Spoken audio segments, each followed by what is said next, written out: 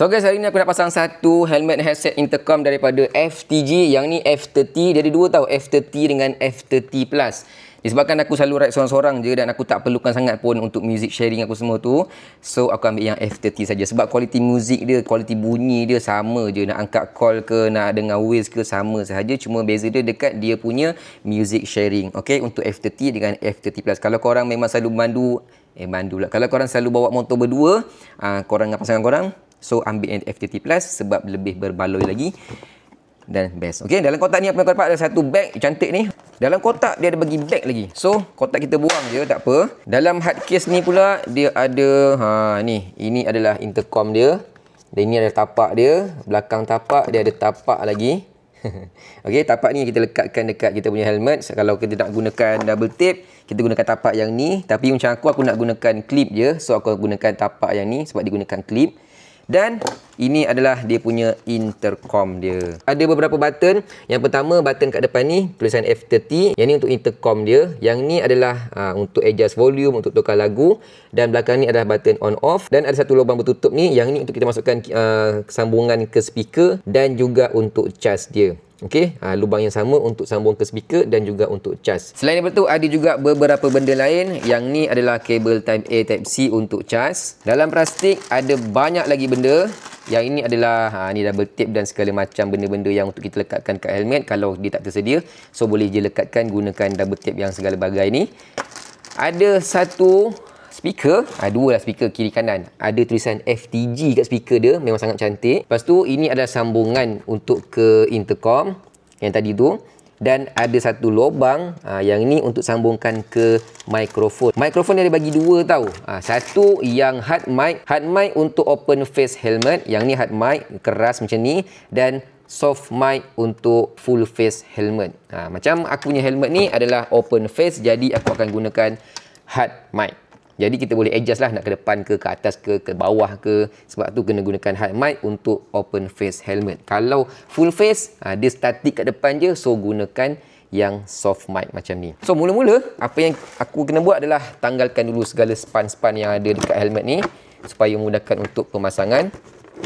First kita kena pasang dulu dia punya speaker sebelah kanan. Sebab sebelah kanan dia yang panjang. Dia ada dua yang panjang dan pendek dia punya kabel ni.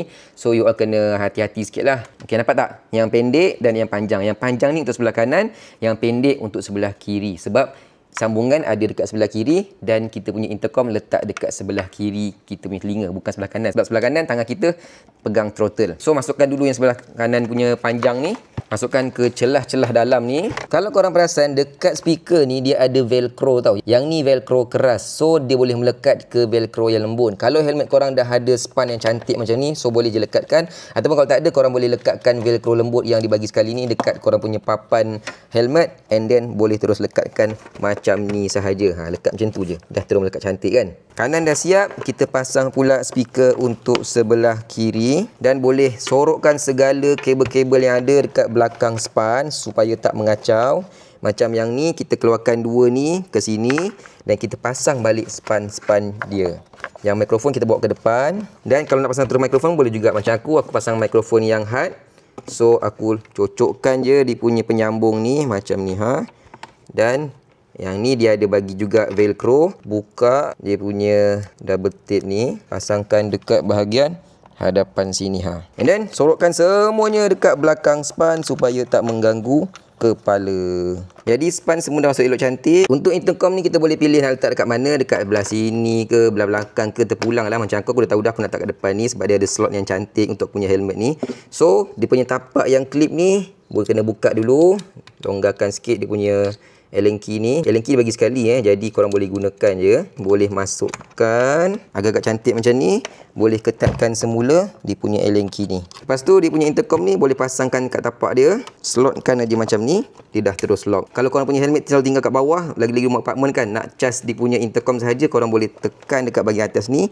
Tekan dan tarik keluar ke atas. Bawa benda ni sahaja, cas dekat rumah. Lepas tu boleh pasang semula bila nak gunakan dia. And then penyambung ni kita boleh masukkan macam ni. Pastikan dia ketat Lepas tu soroklah sikit wayar ni ke dalam. Kalau tak nak sorok pun tak apa, tak ada masalah pun, dia tak ganggu pun sebab dia kat luar.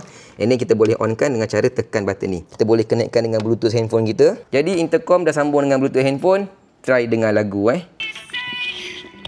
Syahdu. So kalau bawa motor dengar lagu memang sangat best. Kalau korang nak dapatkan intercom helmet headset F30 daripada FTG ni, korang boleh tekan link dekat bawah.